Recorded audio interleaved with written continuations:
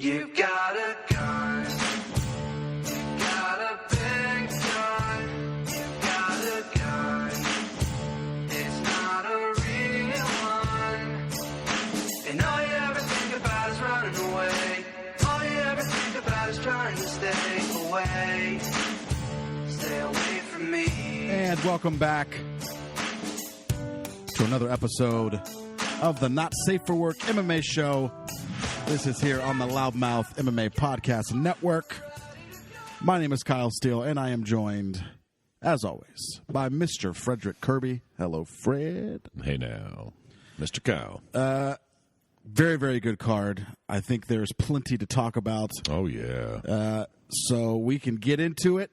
I don't think we have any extracurriculars to get into, and normally we don't like to kind of spend a card recapping, but I don't know. It was just such a good card. That's got to be one of the best free cards we've had in a hot minute. I mean, just on paper and then in execution. You know. We hit both. It was good on paper, and then it was actually and then good. it was good on execution. It right? lived up to the hype. I'm not really sure what else could have happened last night. Yeah, it's like, no. Are you not entertained? Yeah, it delivered. Some of these fucking cards, man, I won't bullshit you. Sometimes I'm nodding off like a fucking $2 dope fiend come fucking 10:30, 11 o'clock. They got a shitty fucking co-main or a shitty main event, and it's just fucking hard to stick with it. All of last night's fights were really, really entertaining, man. I was right there the whole time. They were all good. They were all interesting. It was a fucking fantastic card, top to bottom, to be honest, especially considering it was fucking free. But I was like, don't you worry, my friend. We got Holly Holm headlining a UFC card in like 2 weeks or something. You know, I'm gonna be honest with you. I don't hate Holly as much as I listen. Like, people hate Holly. I get why they hate her. It just, you know what, man? Here's a fucking newsflash for me with everybody. I don't give a fuck. I don't. Well, you haven't been on MMA Twitter for a long time, or you haven't been on Twitter for a long time, right? Yeah. Okay. I will spend next to no time on this because that's how fucking important it is. But there was recently some sort of beef on MMA Twitter between two sort of popular Twitter accounts. Phil, the MMA, whatever the fucking booger beard type character. Yep. I don't know what the fuck happened, and I don't give a fuck. But my timeline for 2 days, I mean, apparently both these guys had a whole bunch of friends, so it was like the fucking Bloods and the Crips from MMA Twitter. They're picking, you're cheating on Phil, and you're picking on Booger, and blah, blah, blah, blah. And I'm just thinking, who gives a fuck? Who really gets on here? I mean, I've got a few guys that I really like on Twitter, but, you know, listen, shout out to Eddie, my homeboy Eddie from fucking the other fucking podcast that I do, for fuck's sakes. Keyboard Warriors? Keyboard Warriors, Jesus fucking Christ. If he fucking, you know, gets in a little spat with somebody, I don't give a fuck. Handle your business, Ed. Like, I'm not coming on Twitter to fight. People seem to care way too much about a lot of shit as far as social media goes. Sure. For me, I don't hate Holly Holm. I just it's become a comedy sketch where if she wins, she's fighting for the title again, and it's just it's become so comedic at this point, because it was kind of like when I was doing the around the cage show or between the links, or we called it something else for a minute too. I don't remember. I think it had 3 different names, but when we were doing that show, that was kind of my gimmick, as I was always talking about Holly Holm and right. You know, like, time for her to get her next title shot. Yeah, and but it's not a joke anymore, because it's going to happen again. It's going to happen. Even if she loses, she may very well lose and then fight for a title the next fight. But it's just I can't wrap my mind around it. It can't be the Ronda Rousey effect of this. But wait a minute. Are you serious? Do you want to have a serious conversation about this for a moment? Sure. What do you mean you can't wrap your mind around it? Listen, she's not fighting at fucking men's welterweight. She's fighting at the fucking least deep divisions this sport's ever fucking seen. She's fighting at female featherweight. You name me 13 female featherweights, Kyle. Of course she's getting title shots there. There's nobody there to fight. And then 35. But she's getting them at 35, too. 35's dead in the water, too. Who the fuck is Amanda Nunes fighting next? I wish we had. Where's the Jeopardy music? Bang, bang, dang, dang. Who the fuck knows? All bullshit aside, she's fighting what? Megan fucking Anderson. Is that who? I think. No, she's fighting Irene Aldana. Yeah. Irene Aldana, who in her last fight we all assumed was going to get fucking thunderstruck, although she lands a fucking, I want to say a lucky punch, but she's going to get her ass whooped. She's going to get her fucking ass whipped. Like, I'd rather see Holly Holm fight Amanda Nunes again than fucking her Irene Aldana. I would rather see Irene Aldana because at least that's new. Yeah, but it don't matter. Just because you can't get through Holm doesn't mean you can't. No, okay. Piece up Nunes. You know what I mean? I'm exaggerating. Give me something new. I'm exaggerating, but the reason she keeps, quite frankly, just to keep it a bean, the reason that she keeps getting these fucking title shots is because she's in super thin divisions, and she wins that fight. God damn it! All you pricks out there don't want her getting it. Then who's she fighting? Coming up, it ain't for the title. So who's she fighting? Who are you talking about? Nunes? No, Holly Holm. Irene Aldana. That's not for the title, then. No. Okay. Well. I thought you meant Irina was fighting Nunes. No. Oh, okay. Well, goddamn it, Irina, win. And Holly Holm won't get the title shot. This ain't rocket science. We all don't want to fucking knock her out, Irina. But you know what's going to happen? Irina's not going to knock her out because she's not thinking of a striker. She landed a lucky punch. You know what's going to happen? Holly Holm's going to thunder kick her in the head, and all you cocksuckers are going to have to watch her get beat up by Amanda Nunes again. And all I can say is raise tougher daughters. Put the little broads in judo. We need some fucking competition, for fuck's sake.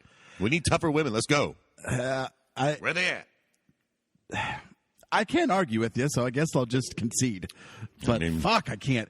If she fights for the title again, I'm boycotting. I'm boycotting the card. Imagine she wins. Imagine she gets the shot, then boom, she actually head kicks Amanda Nunes. You cocksuckers will be eating the crow then, boy. Woo, preacher's daughter will be fucking showing the freckles. But say, you think I love watching Cejudo and Covington win? Just wait till Holm beats. You can become a fan real quick. Listen, I'll buy her fucking Reebok gear. It'll be woman sizes and everything. I'll buy little short shorts going around. You're a very sinister creature, Kyle. You know that. You just when something toxic starts happening, you suck right into it, don't you? Ooh, Kobe's baiting the race war. Give it to me, baby. You just jumped on my side, bud. Right? You're really getting us fired up. I can't. I know I'm on the wrong side of history here, but I'm okay with it. It's funny though. Just in fighting, I'm on the right side everywhere else. Just in fighting, I'm not. I just love it. I love fucking chaos. I love the shit. So the performance of the night bonuses, we didn't have a fight of the night last night. They just did 4 performance bonuses, which makes sense. And we had at least 2 fights, 3 fights maybe even that really could have been fight of the night.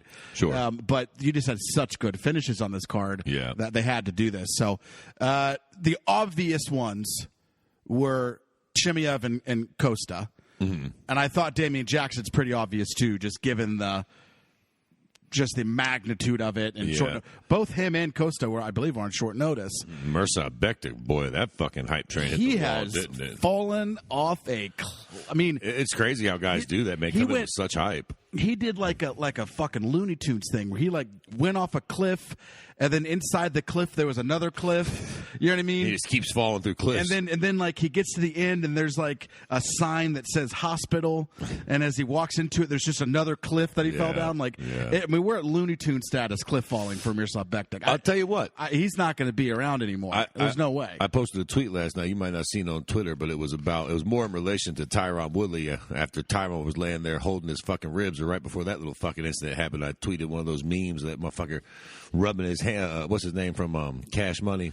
I can't remember. He's doing the fucking Play-Doh, the worm. He's rubbing his hands, and I was like Scott Coker looking at Tyron Woodley right now. And to be fair, Bellator's probably looking at a bunch of these guys and girls on this card like, say, Jack, and he goes, are you done with Bektic and Woodley and Cerrone? For real. Bring them on over. You just named all 3. That's what I was thinking. They don't look like they're going to be able to compete very much over there. Send them on over. Yeah. Send them on over. And you know what? CBS needs some new shoes. We'll get into it later, but I do want to have kind of a more serious discussion about that too, though. I think that's a real good thing. And we'll get to it when we get to the Cerrone fight and the main event and stuff. But what are we going to do? We're going to start from the bottom here. So then the other performance of the night was Mackenzie Dern, which again, I think no surprise. That was an absolute clinic. Give Randa Marcos the fucking donkey of the day. We don't get sued for using that phrase, but why'd you go right to the ground with her, big girl? We're all watching the card last night, and she does that thing where she kicks and she falls, and we all kind of chuckle, because it's funny looking.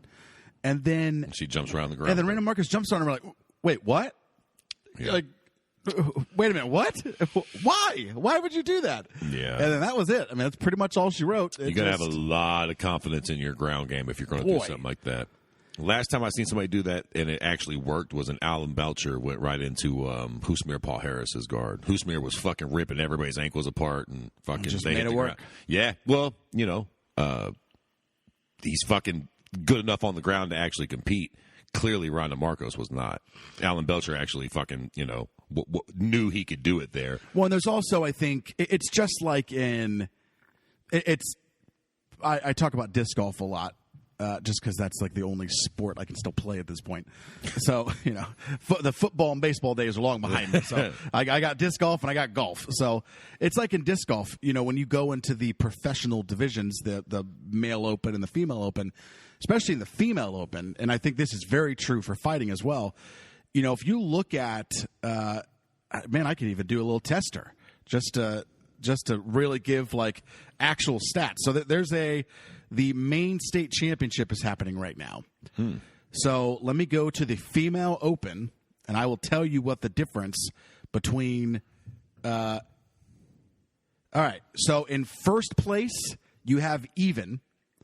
And then in third place, there's a 9-stroke difference. Okay? For males, in first place, it's -15. And then in third place, it's -12. So there's a 3-stroke difference between first and third in the males, and a 9-stroke difference between first and third in the females. So literally, males, the separation between first and third is a third of what the female separation is. Right. And you see the same thing, I think, in female MMA, where the difference between Dern's ground game and then every other female, a third. I mean, Right. she's just leaps and bounds. Right. Like there's above just everybody else's. You know what I mean? Right. I dig what you're saying. So, and I think you see that as well. Like when you have a very, very proficient striker in the female division, they're going to be doubled what anyone else is. Just the nature of being newer to sports and being newer to being brought up in that community. And like, I'm talking about now. I don't think this is forever. Right.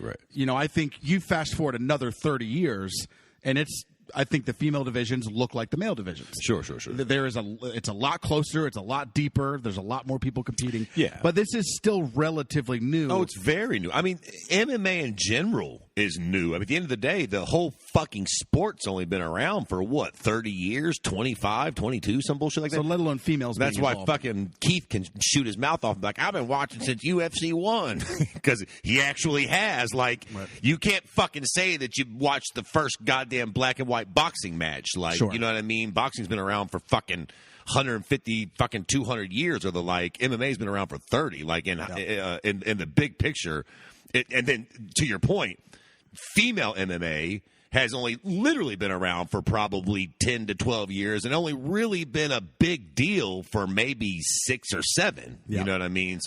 There will be very, very new. There will be the next generation of female fighters, and the next generation of female fighters are going to be much closer to each other in competition. I'll tell you what. But for right now, someone like Mackenzie Dern, you can't get on the ground with her because she is going to be that much more proficient. I'll tell you what I'm waiting on. You know what I'm waiting on? And this is an interesting thing for me because I find it to be true. America does very well in MMA as far as men go. Sure, and wrestling. Well, sure. But when you look at, like, American females in MMA, short of Ronda, she was our one. She's our Marciano. But now that she's gone, the little armbar trick's gone. I mean, bro, look at the top of these divisions. Yin Jacek. I mean, I guess you got Thug Rose, but like fucking Wei Ji Lang, fucking Wei Ling J. I don't fucking pronounce her name. I'm sorry, darling, but I'm with you. Amanda Nunes. Like, there's not a lot. And I say all this to say, I can't wait until we get our, the next Ronda Rousey per se. Yeah. A real boisterous, loudmouth broad that can kick ass and has that sort of Conor McGregor vibe. Because it's one thing to see Conor do it, but I got to say, when you get a female, like, and I know Ronda Rousey was a very rare thing, but I can't wait till we get another one of her. A bitch that's got... Who's going to be better, too. Well, yeah, real... Like, if we could find the striking version, the striking equivalent of Ronda Rousey, do you realize how fucking massively appealing that would be? And don't settle down. Don't tell me that Amanda Nunes is, because she's not. She's the GOAT, and she's great. But I'm talking about what fucking Chiminov did, 9 fights in a row. Fucking Ronda Rousey was armbar and hose in like 45 seconds, like 7 of them in a row, title defenses. Amanda Nunes would have to go out and just start one-punch starch and hose for like the next 4 fights for us to and build would just up have that to sort of be thing. And be very boisterous, talk, come out. I don't give a damn about my bad reputation. Like Amanda Nunes is too fucking likable at the end of the day. She's a good kid. She's a nice woman. You know, a gay family woman. Like, what's not to fucking like? Like, we I can't wait until we find a female that really fills those boxes, because that's going to make MMA extremely interesting when it happens. Yeah, agreed. One thing to talk about, a lot of underdogs hit on this card, which I think is pretty. I love watching that. Oh, yeah. A lot of people that just, in the eyes of the betting public and in the eyes of, I think, most people, weren't really supposed to win.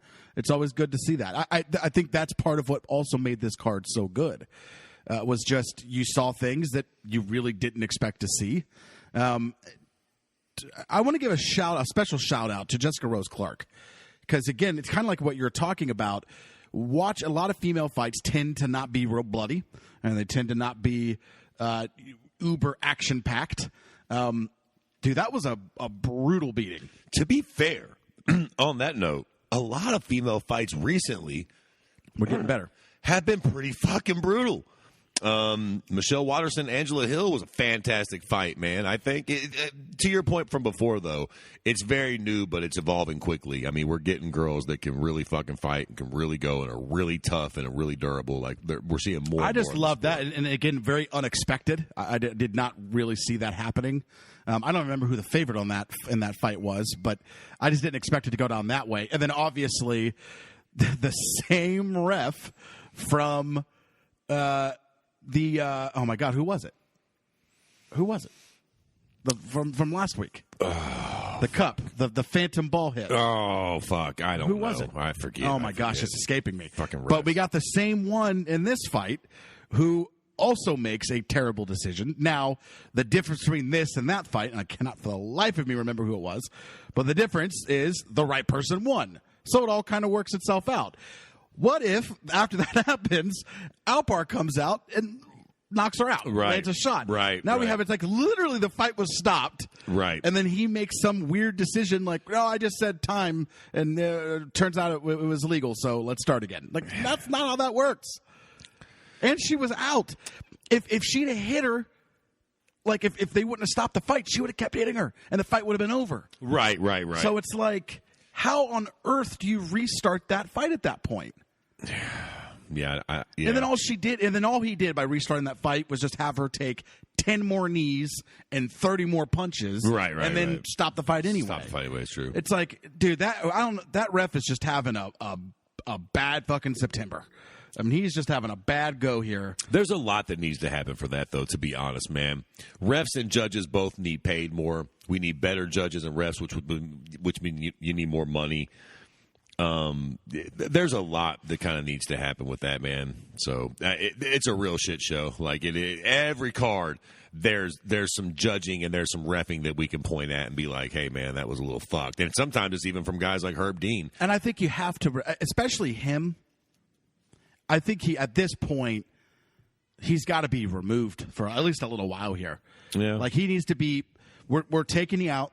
We're going to have you do some local shows. Some local shows. You need to go back through some training, get you recertified or something. Like, you can't keep doing this. You can't keep having these. Now, I understand in both situations, it was weird. I will give credit where credit is due. Both situations that he's involved in are weird circumstances. Right. And I understand that. No doubt. One was a shot that the guy falls down and it kind of looks like he got hit in the nuts. It was a liver shot, but it kind of looks like he got hit in the nuts, right? And then this one, she's like in a squatting position. Right. So that's questionable. So both of them were, I get it. And the first one we don't have replay, so it kind of is what it is. The second one here, though, this is where it was a questionable thing. Like, I understand the circumstances are less than ideal of why you thought maybe she was down. The problem is, once you figure out that, oh, she wasn't, that then becomes a fight-ending sequence, period. No questions asked, no confusion. No, it's not even confusing. Right. And he makes a bad call and keeps it going. And just thank God the right person won. Right. Because the right person didn't win there. would have been a shit. Yeah, it would have been. We'd have been dealing with it with the other fight, Same and thing. I again for the fucking life of me cannot remember who that was now. Who the fuck was that? I'm the worst with that shit, so Me too. I'm not gonna remember those. I'm gonna fights. see if I can go back and see if I can. Was a contender? Hold on. I'm pretty sure it was this card, wasn't it? Okay, let me look. Let me see if it jumps out at me. Wasn't that? Ed Herman, Mike Rodriguez. Oh yeah. There we go. Yeah. I was like, I know I'll be able to find. As soon as I see it, I'll recognize it. Yeah. But all right, let's talk about again. We have a recap show. It might already be up, honestly, but we have a recap show, so we're not going to just recap. I just want to talk about real specific stuff. There's just so much to talk about. I'm looking at the whole card. I'm like, I want to talk about everything. I want to talk about. Let's talk about Chimaev. Okay, let's get right into it then. That's a good one. We can get right into it. So he's now 9-0. Okay. All right. He's had 3 fights in the UFC. Mm-hmm. First one was July 15th, 2020. Right. Second one was July 25th, 2020. Right. Third one was 9/19/2020, a.k.a. yesterday. Sure. Okay? First fight ends in round 2, Darshchoke against John Phillips. Yep. Second one ends in round 1. Third fight, last night against Meerschaert, ends in round 1, this time in 17 seconds. Oh, and by the way, it was a one-punch KO. Yep. Can we now chugga, choo-choo, jump on that hype train? Y'all can do whatever you want. Are we there? We're not there yet? I'm not there yet. Chugga. I'm not there yet. yet. You're not there? No. I look, the first 2 cats he beat were, they were in the UFC, so they're very tough gentlemen, but like their name didn't ring no bells for me, all due respect. So, again, anybody can look good against the right competition. Now, I will say, going into the Gerald Meerschaert fight, I was like, okay, this is definitely, a name. This is a guy that can grapple. It's a guy that's good size for the division. Like, all right, let's see what's doing. Listen, man, I don't ever want to call nobody lucky. Okay. But Chimanov, smish, right? He's a smisher. He's a Kalabib sort of guy, right? I don't imagine that he is just Conor McGregor and fools. Pull that cocksucker's fucking record up for me right now. How many fucking one punch now? And before you do it, let me just go ahead and bet my left nut that he does have none of those on his record. No other one punch KO. Well, I don't know. Well, we're about to find out. Well, because it doesn't say the time. So his first MMA fight was 2018. So this is also what's kind of incredible about him. Like he started fighting 6 months ago. I mean, his first fight was May 26, 2018. And then that year he fought it. He won ground and pound. Doesn't say what round. Second fight, rear naked choke, round 1. Okay. 8/18/2018. Okay. Then his third fight is 11/16/2018. Wins by punches. And then his fourth fight is 12/22/2018. So he fought 4 times in 2018, starting in May to December. Mm-hmm. That one was a 35-second fight, round 1 knockout. Okay. All right. Well, that proves me wrong right there. And then he has his next fight on April 19th, 2019, uppercut, round 1. And then he fights again 6 months later, wins by submission. And then he's in the UFC, and then look what he's doing in the UFC. Listen, Fred, this is all I'm going to say. I don't know if you can hear that. Well, that's a train. Yeah. Do you know who's the conductor of that train? I assume it's you. It's me. Yeah. Well, Do you know who's on that train? everybody. all you. It's not guys. everybody. There's just one guy.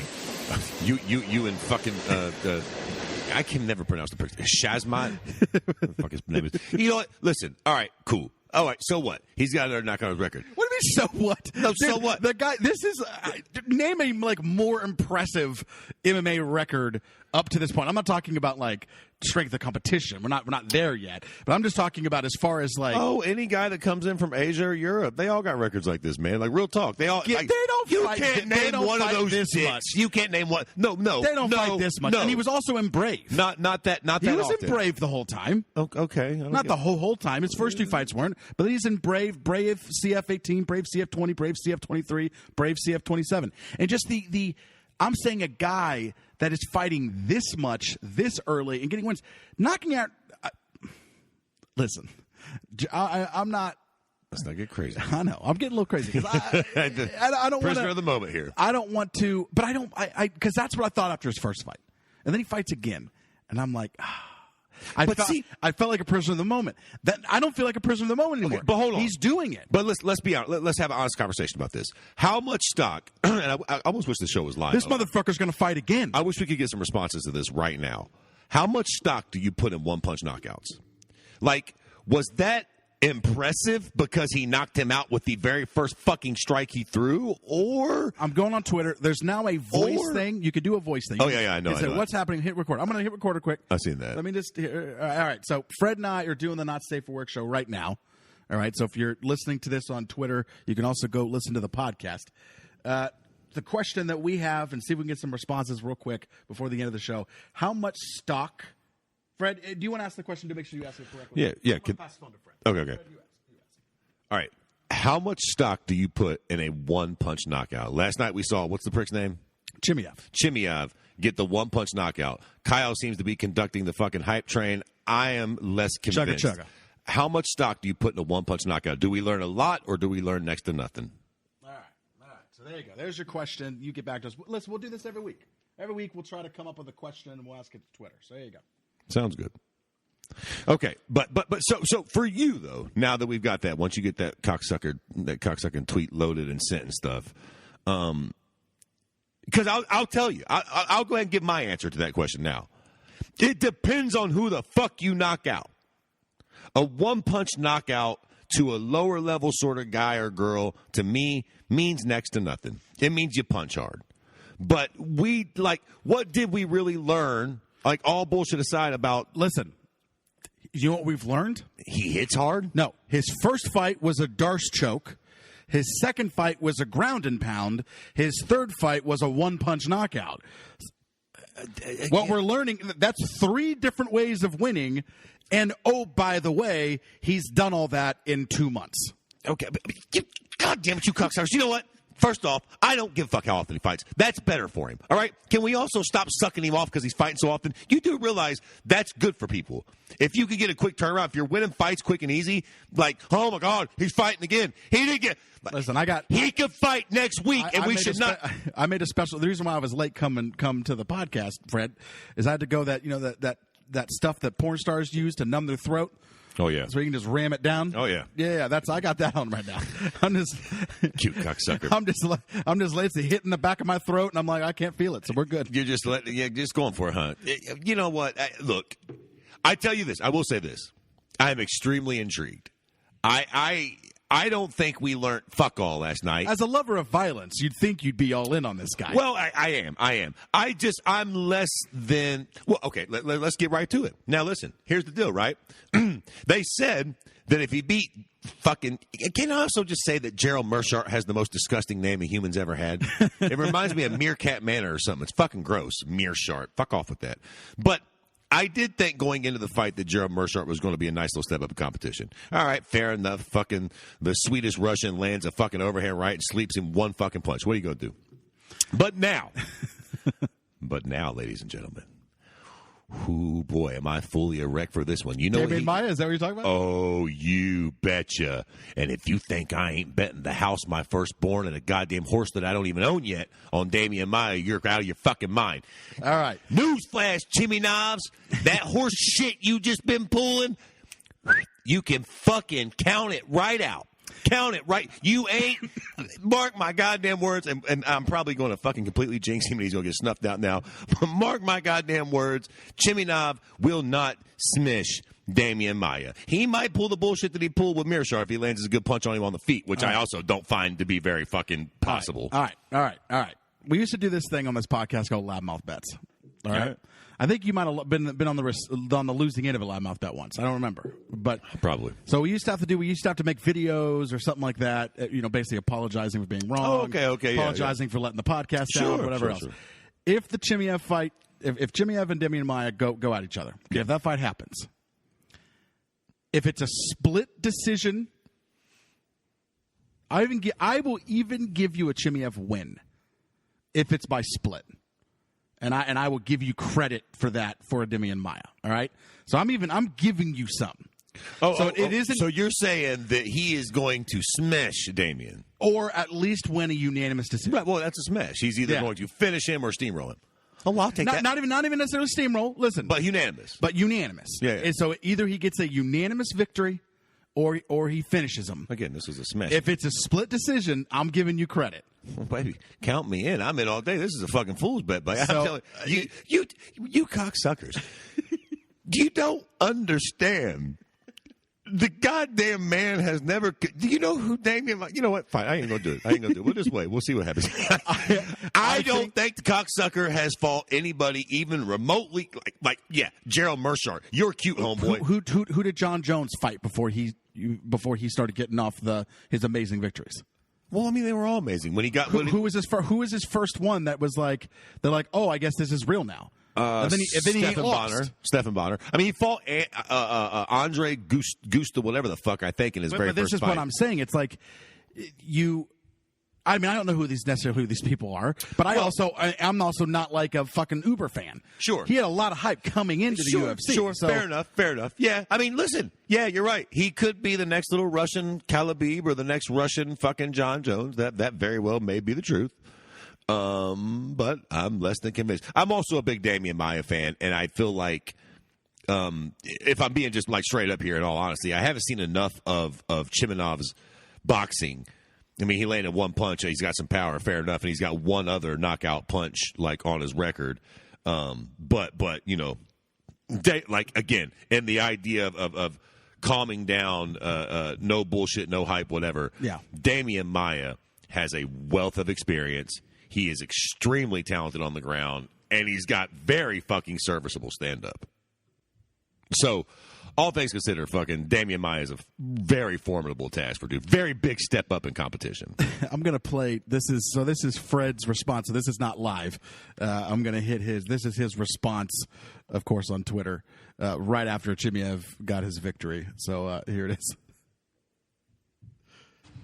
Man, y'all about to make me have to delete this whole motherfucking app because I can already tell the Hamzat dick riding is about to get ridiculous up on this motherfucker. and then I come in this morning, Man, and boy, isn't Kyle just riding the dick good, son? Like, I fucking knew it. All right, for good reason though. Look, to put a bow on this. Do you at least hope he is who we think he is? Yes. Yeah, sure, because it's exciting. He's got a personality on him. I like it. Yeah, and honestly, it's very interesting for a few different reasons. Say Khabib does decide to go to 70 or something, like, and this guy is like right there, you know, smashing people. Can you imagine him and Khabib at 70 or something? Which, I mean, Hazmat might be a bit big. He fights at 85 as well, so yeah, that's interesting though. Yeah. Interesting dude. So last night, you got your way. Donald Cerrone, Nico Price went to a draw.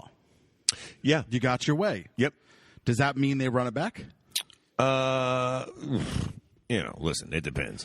This particular draw, I'm kind of okay with them. The problem with this fight is, and I do agree with it being a draw. I do agree that it was one of those fights that it was close enough that like I'm completely fine with it being a draw. I guess it's just Cowboy for me at this point. Why? For what? Say Cowboy did get the win. What are we doing with Cowboy at this point, man? He's not going on no title runs. And you know, for Nico Price, you know, if he did get the win, cool, but it was a super close fight with a guy who you probably should have got out of there in the first round, to be fair. So definitely not a fight we need to see again. It was a fun fight. For all of me, I think I'm kind of done watching Cowboy fight. I mean, I'll always watch him fight, but, like, what are we doing with him at this point? I'll be straight up with you, man. And, again, I'll just go ahead and jump into it right now before we even get to the Tyron Woodley fight. I think he should go to Bellator. I think Mirsad Bektic should go to Bellator. I think Cowboy should go to Bellator. And I think at this point, Tyron Woodley should go to Bellator. And I tell you what, man, I ain't even mad at it. The more that Bellator gets these guys, the more this whole Bellator thing starts to make sense to me, right? Yeah. I mean, Bellator needs to be there. It needs to exist because the UFC can't get every single prospect on earth, so they can go grab a couple Aaron Picos, and then when they finally outgrow Bellator, I know this is sad for you, Bellator, but just like Michael Chandler just did, when they eventually outgrow you, they can come to the UFC. And when you're in the UFC, and quite frankly, the UFC outgrows you, Tyron Woodley, you can go to Bellator. You can still get good money, and we're all still going to watch you fight. I wouldn't mind watching Donald Cerrone fight more. I just don't want to see him fight top-tier guys in the UFC. It feels pointless. Why let him get the fuck beat out of him for, he's rich, man. He's got Budweiser endorsements and shit. He don't need to do this. Let him go to Bellator where he might actually get the strap. Yeah. And I realize that I get it. I can hear all the people out there. Now, Cowboy would never do that. Yeah, well, whatever. Then don't. But I just... There's not a lot of fights in the UFC you can make with Cowboy right now that get me extremely excited. And it's not because the fights won't be entertaining to watch. They most certainly will be. Every Cowboy fight is fun to watch. But sometimes there needs to be something a little more. I mean, again, if I just wanted to watch dudes beat the fuck out of each other, I'd watch fucking, street beefs and bare-knuckle boxing and shit like that. Agreed. I like for there to be something on the line of some sort, fuck. Well, that's what makes Colby Covington's next fight so interesting. Sure. I mean, does he get Usman again, or... That's what made this fight so interesting. Yeah, or does he go for Masvidal here? And there's a storied history there with Covington and Masvidal, and those are the only two names he has in his mouth. I think Covington's being very smart. He's not spreading himself too thin. So those are the only two fights He's got two names. He's got two names. I want one of those two, and there we go. And I think Masvidal makes a lot of sense. And then is Usman booked? I don't know who he'd be booked against, but he should be booked against Gilbert Burns. Gilbert Burns, right? Yeah. I mean, if he's booked against anybody, it would be Burns. He is. He's booked against Gilbert Burns, UFC 256. Yeah, taking place December 12th. So yeah, I guess that's the only other one. So then you got Jorge Masvidal there. Yeah, and listen, that fight writes itself. That's what. Let's do it. Like, what are we waiting on? I mean, Colby and Jorge both took an L to the current champion. Yep. They used to be good buddies. Yep. They're both extremely popular. I mean, how the fuck is the next fight not Colby versus fucking... Speaking of guys that are Jesus. uber popular here, Johnny Walker, at this point, I can't see him doing anything else here. He gets, once again, he gets rocked, like, I think 3 times, at least twice he gets rocked. Yeah. I think he got rocked a 3rd time, too. It seems like he, for whatever reason, just really can't take big hits at all. Well, he's at 205, too, man. At 205, you don't want to, not smart to try to take big hits. It's fucking rough.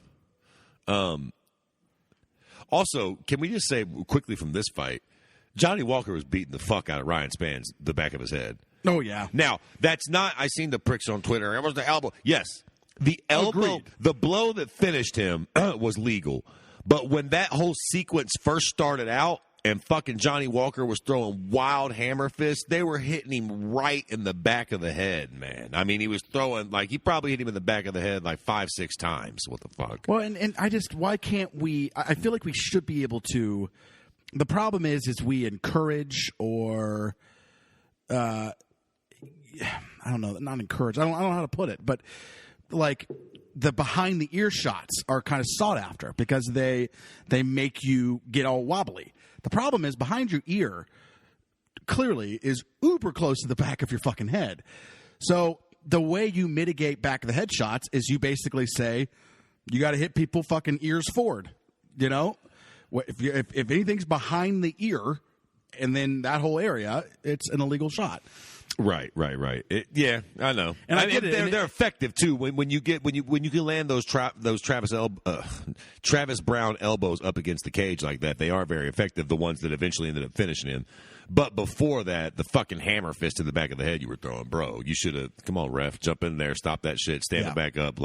Ultimately, that's why Ryan Spann. You know what I mean? And a fight like that that's going like that, if the first 2 fucking back of the head punches he's seen, he went, whoa, get off of him, back up, fuck off. Ryan, take your 5 minutes, and then we're going to start y'all back on the feet. Ryan probably knocks Johnny Walker out. Yeah, I think I agree. You know what I mean? So it's this isn't a fight where, Johnny Walker was definitely going to win. Johnny Walker was fucking on ice skates 30 seconds into the fucking fight. Yeah. So, letting him get off fucking 5 massive fucking hammer fists to the back of the head probably wasn't it's a bit of a fucking a game changer there. But agreed. What are you going to do? I mean, what are you going to do? Again, the Ed Herman fucking Rodriguez fight was, more egregious, and that probably isn't going to get overturned. So yeah. And I will say that Ryan Spann's fucking coach was pissed.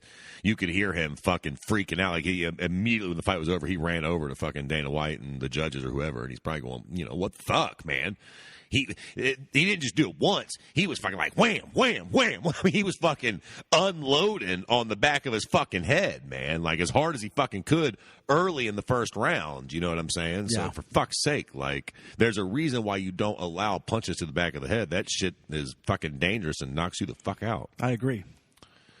Let's look ahead now.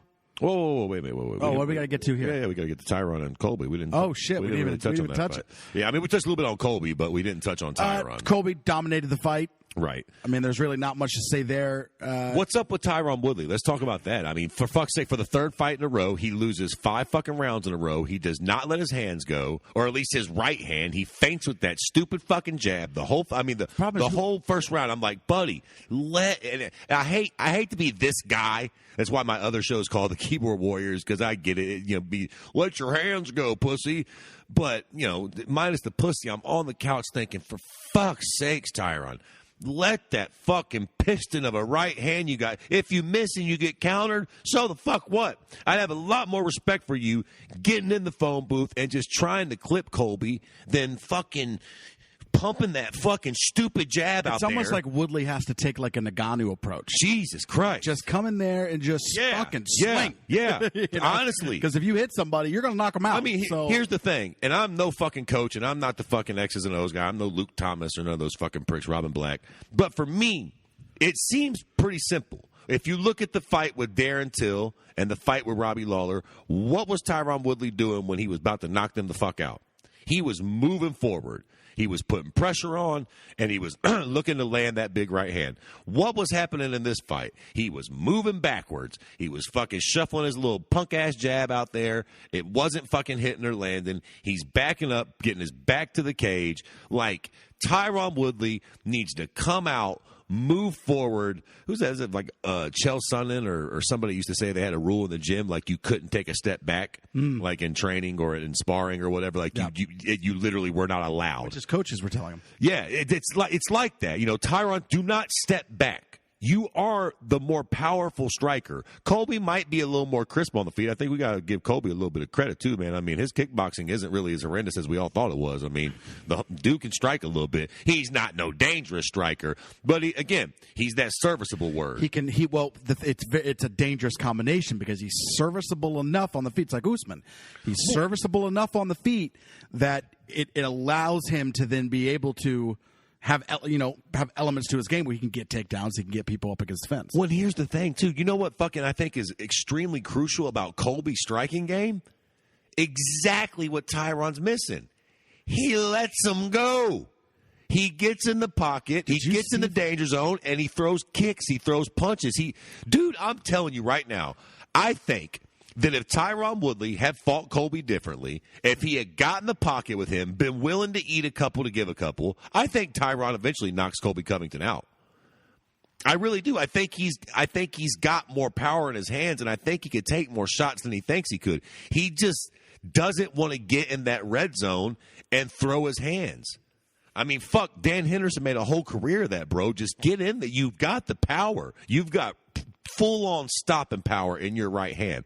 Have some confidence in it, man. Get in there and let that fucking thing go. The crazy stat was, now these are significant. I wanted to find the actual striking numbers because they were unbelievable. Again, he's not thrown a lot of significance. What was it? It doesn't have the. Yeah, it doesn't have it. But Colby Covington threw 311 punches. Now, they didn't all land, but he threw 311 punches. Well, how many Tyron threw? 116. Yeah, you know what I mean? And then Covington landed 232. Right. And Woodley landed 67. Right. And most of those were in like the third or fourth round. I can't remember which round it was, but it was one like Woodley threw 2 punches. and fucking Covington had thrown like over 100. Right. It's like I feel bad for Tyron a little bit because it's like I don't see him just getting you can tell with Tyron Woodley it's a mental thing. Like, he still looked physically good. I'm sure he's still super strong. It ain't like Colby was just flinging him around the cage. He just has a mental block with letting that fucking hand go, man. Like, he needs to throw. That right hand is his most dangerous fucking offensive weapon. And he, you know what I mean? Like, bro, that can't be your one thing. And then you don't use it. And then you don't use it. Like, we know you ain't, he can wrestle and shit, but that ain't really what he's going to do. Certainly not against Usman and Colby. and What the fuck? Yeah, exactly. So it's like, bro, you fighting those sort of fights, dog, you got to come out. In all three of these fights, the Gilbert fight, the Usman fight, and the Colby fight. You know what's funny about those fights, dog? And I'm not the biggest Tyron Woodley fan. I think he can win all three of them. If he comes, like you said, if he comes out like Ngannou, fucking balls to the wall, yo, somebody's getting knocked out in this first round. Let's see who's getting to it. Maybe it's me, maybe it's you, but I'm about to come at you and this right fucking hand's getting thrown. If I miss, it's getting thrown again and again and again. I won't have nothing in the second round, but boy, you're about to get 5 minutes of fucking thunder in this first round. I think if fucking Tyron did that, he knocks out at least one of those guys. Yeah. At least one of them, man, because he's got the power. He just fucking sits there like a deer in the headlights waiting for these guys to pick him apart from the outside and shoot him for takedowns. It's very strange what's going on. The thing with Tyron. Woodley to remember is perspective. Part of it, though, I do think he's on his way out, and I don't think that helps. A bit long in the tooth. But let's also not, so he's lost 3 in a row, but it's Usman, Gilbert Burns. Usman's the champion. Gilbert Burns is now fighting Usman for the championship. And then it's Colby Covington, who's the second or third best in the division. Right. You know what I mean? So it's like, I don't know. I don't know. Like, I'm not ready to quit on Woodley. I think he's a gatekeeper, right? That's where he's being relegated to. And at this point, if you can get past him like Gilbert Burns did and like Covington did, then you can fight for the title, Yeah. Fuck, give him Chiminov for all of me. Fuck. Okay. Oh, that's 170, though. I mean, Chiminov was fighting at 185. He can bounce around, though. He took a fight at 172. The second fight that he took in the UFC was 170. Oh, touche. Yeah. That's crazy. Cute that he's doing that at cocksucker. 85 too. That's even more just adding to the narrative of Chimaev. I know. No. I think that's why I don't like him. Just because he's just fucking. He's got so much going for him right now. I'm like, fuck it. I'm not jumping on board. Not yet. And plus, he's got a hair lip. I won't bullshit you. That it creeps me out a little bit. That hair lip. Fucked up. Come on. I'm sorry. What are you gonna do? Did you, dude? There was a thing. There was a video floating around with Kevin Iole. I cannot stand interviewing him and saying like, "Oh, did you get cut? What happened to your lip there?" And Jim's like, "No, that's just how my lip is." He's like, "Oh, okay." So he's a hair How lip. do you not know how do you not know? How do you not know who you're talking to, dude? You got to stop saying that. That's awful. Is it rude? That's such an abrasive term, isn't it? It's horrible. Oh, okay. I don't think it's racist. I think it's like using like the retard word. It's just like you can't do it. You just can't do it anymore. Listen, sorry he was born a little gross monster. Stop. I mean, look, he can beat my ass. You can't be the king of the world and not be fucking withstand a little ridicule for looking gross. Oh, boy. You are the worst. Let's get to is that all we need to talk about in this card? Yeah, that wraps the card. Real talk. I want to see fucking I want to see Covington fight Masvidal. If Woodley goes to Bellator, that's fine. Yep. If not, just relegate him to the gatekeeper. I would like to see him go to Bellator. I don't know who's next there. For me. I would like to see Cerrone go to Bellator, but although I think it'll never happen. Cerrone's one of those guys. He's not leaving the UFC, I don't think. And Chiminov, please, let's do the Maya fight. Like, all bullshit aside, I do think that's a very, very, very intriguing fight. Why not? Technical difficulties. All right. We had just finished up. Yeah, we were saying, fight Demi Maya. I'm all about that's it. Yeah, great fight. Anything else you want to hit on this card? No. That's it. We can wrap up with that shit. Let's get to next week's card. We have a big pay-per-view coming up this upcoming Saturday, UFC 253. This is the fight between Israel Adesanya and Paulo Costa. And then also you have the co-main of the vacant light heavyweight championship between Dominic Reyes and Jan Blachowicz.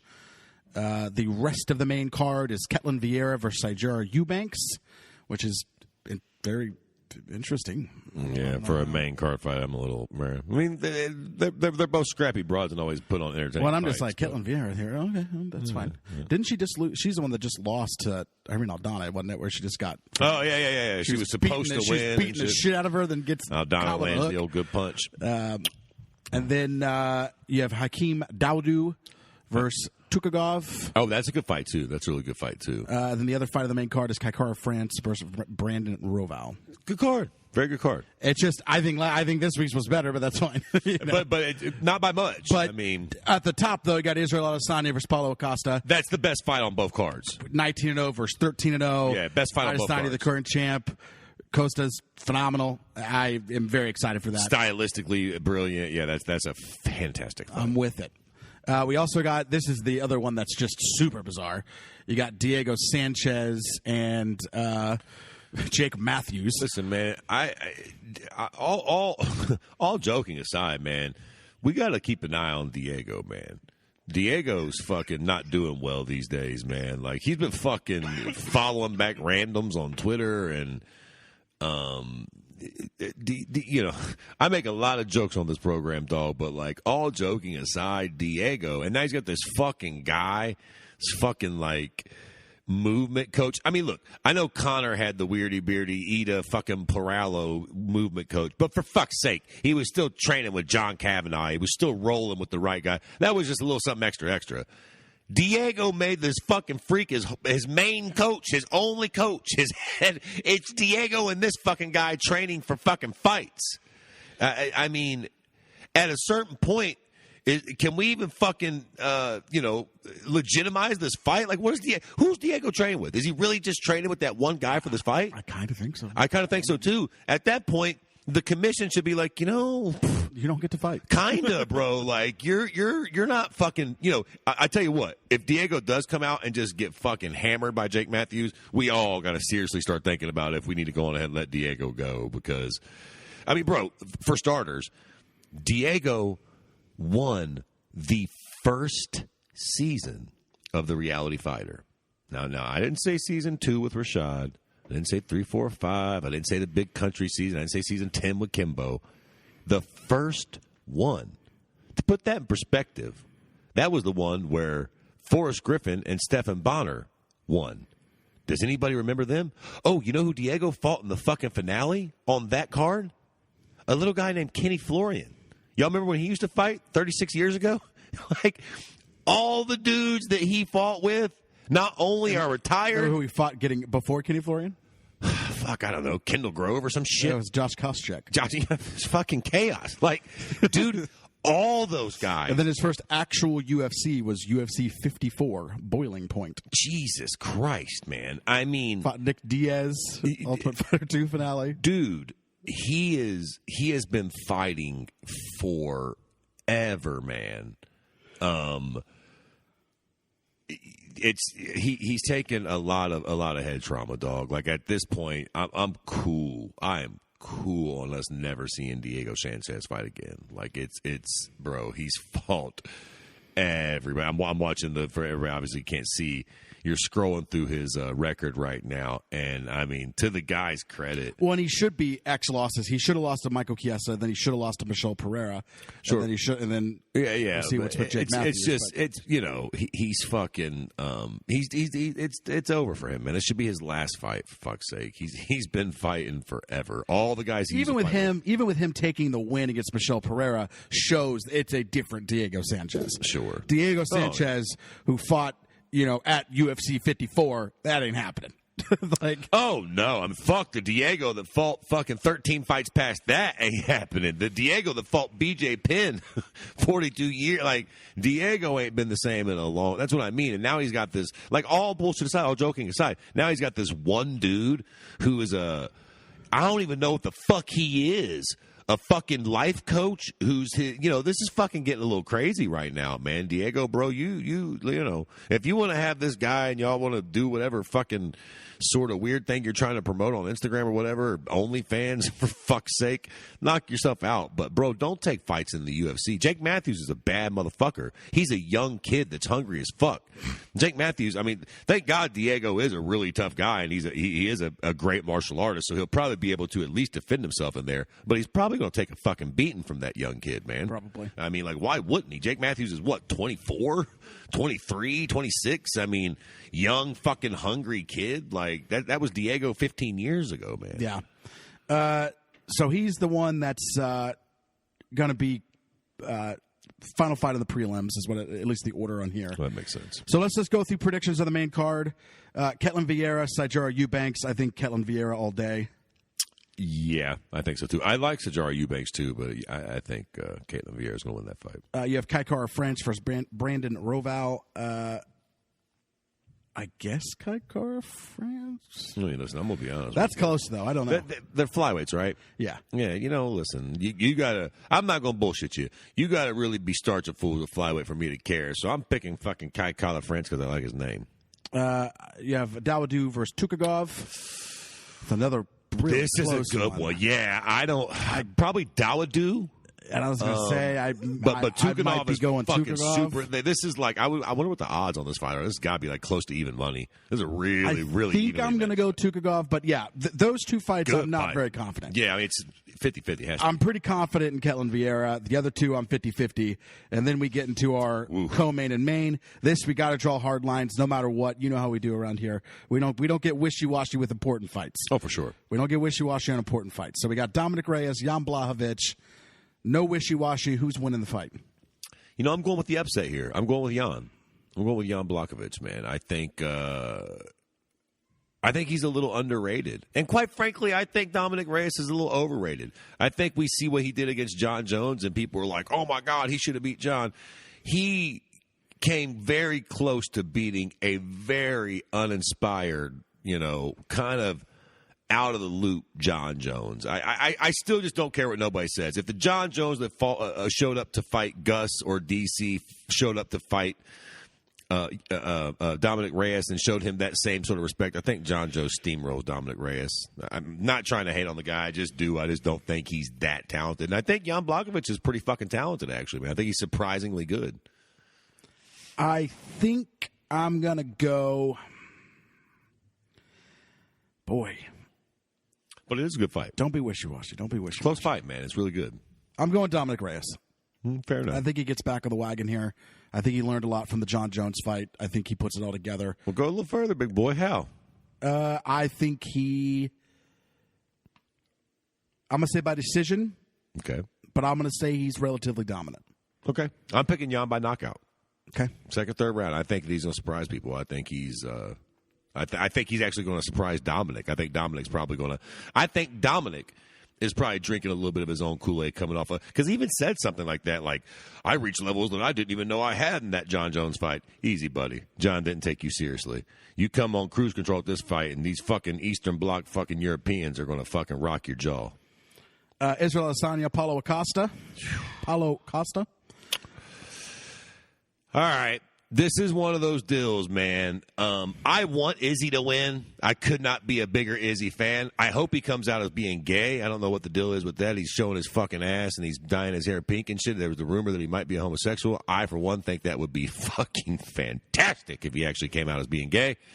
But short of that, what's not to like about Izzy? Flamboyant, great striker, flashy in the cage. I mean, he's Anderson Silva 2.0, fucking amazing.